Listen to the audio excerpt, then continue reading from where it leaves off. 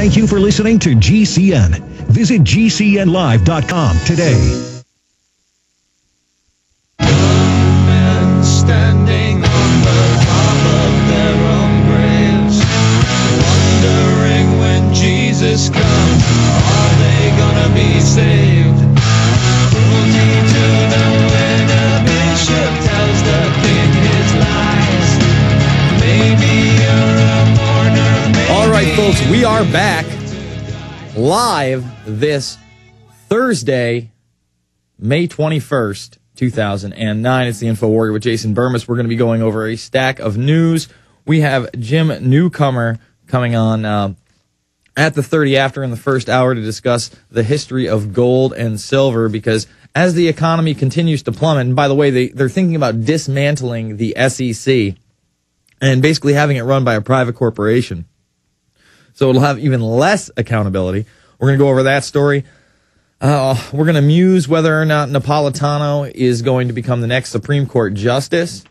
I'm going to look at a little bit of alternative technology. We talk about the solar power on this program quite a bit. Well, there's actually a 100% solar-powered stadium that was just built in Taiwan. It looks awesome, by the way. We're going to go over that story.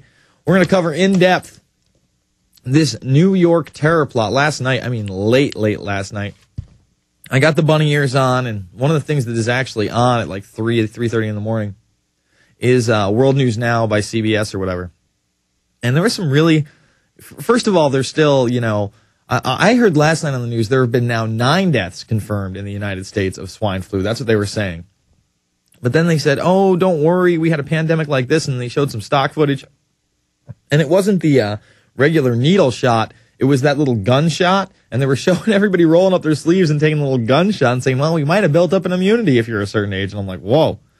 However, that was the first time I heard about this New York terror plot. Now, what is, I don't want to pass judgment yet. And who knows, maybe these guys were bad guys, but every other case, it's been like these half-retarded dudes that have been provocatored into something, for some money. Apparently, these guys did set the quote-unquote bombs where they were supposed to go to blow up a couple of, Jewish synagogues or something like that, Jewish temples.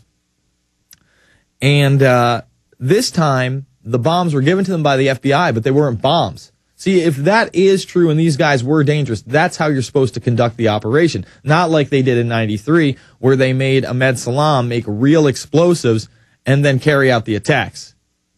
So we're going to cover that in depth, really talk about it. There's a big article over at Prison Planet, New York terror plot, another government provocateur setup. And I'm not going to be surprised when that's the case. But we're going to look at it all angles. Let's see, what do we got here? We're going to talk about the Marines taking over that Georgia high school and the people that are protesting it there. What else we got? We got this.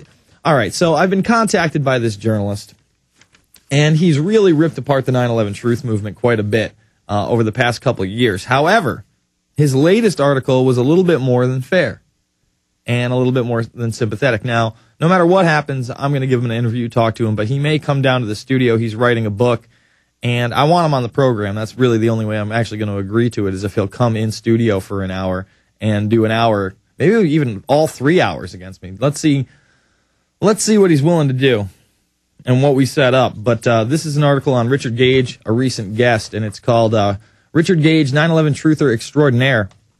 And it sounds smarmy off the top. Well, his articles were really, really smarmy. However, this one, like I said, is a little bit more than fair.